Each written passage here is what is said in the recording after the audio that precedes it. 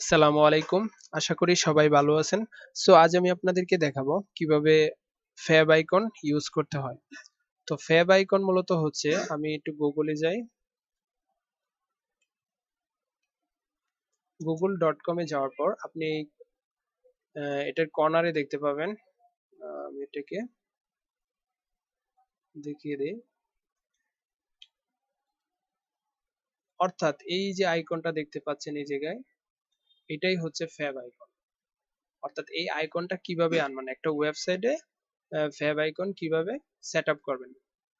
So এটা করার জন্য প্রথমত আমি আমার প্রজেক্ট ফোল্ডারে যাই।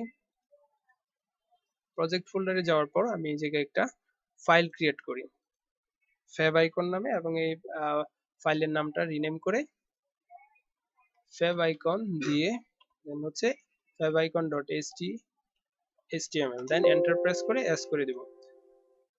তো favicon.html ফাইলটিকে একটা কোড এডিটরের মাধ্যমে ওপেন করব।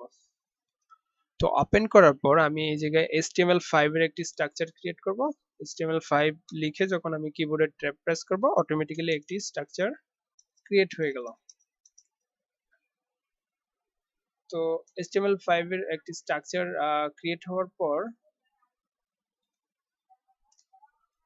তো HT একটা হেডিং ট্যাগ দেই এটার ভিতর,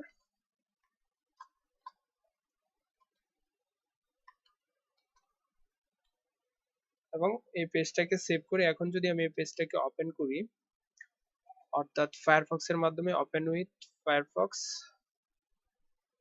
তো এটা ওপেন হয়ে গেল। বাট এই জায়গায় কোনো, অর্থাৎ এই যে কর্নারে কোনো ফ্যাব আইকন নেই, জাস্ট শুধুমাত্র টাইটেলটা শো করতেছে।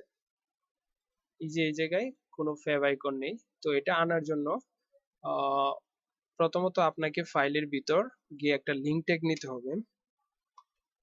সরি, লিঙ্ক ট্যাগ নেওয়ার পর এই যে রেল লেখা যে আছে, রেল, এই জায়গায় হচ্ছে আইকন দিয়ে দিবেন। স্টাইল শিটের জায়গায় আইকন, এবং এই জায়গায় একটা অ্যাট্রিবিউট নেম, টাইপ অ্যাট্রিবিউট নেবেন। টাইপ অ্যাট্রিবিউট নেওয়ার পর এর টাইপটা কি হবে, ইমেজ অথবা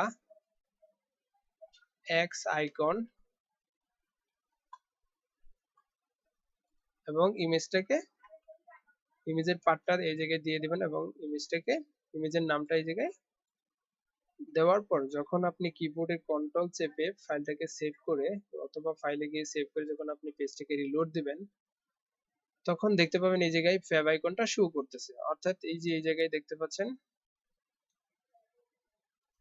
আইকন, আইকনটা এখন শো করতেছে।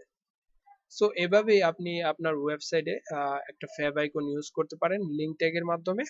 তো লিঙ্ক ট্যাগ দিয়ে রেল স্টাইল শিটের জায়গায় আইকন দিবেন, দেন টাইপ ইমেজ অথবা এক্স আইকন, এই স্টেপের ভিতর ইমেজের পার্টটা দিয়ে দিবেন। সো আশা করি সবাই বুঝতে পেরেছেন কিভাবে ফ্যাব আইকন ইউজ করতে হয়। সো সবাই সুস্থ থাকবেন, ভালো থাকবেন, আল্লাহ হাফেজ।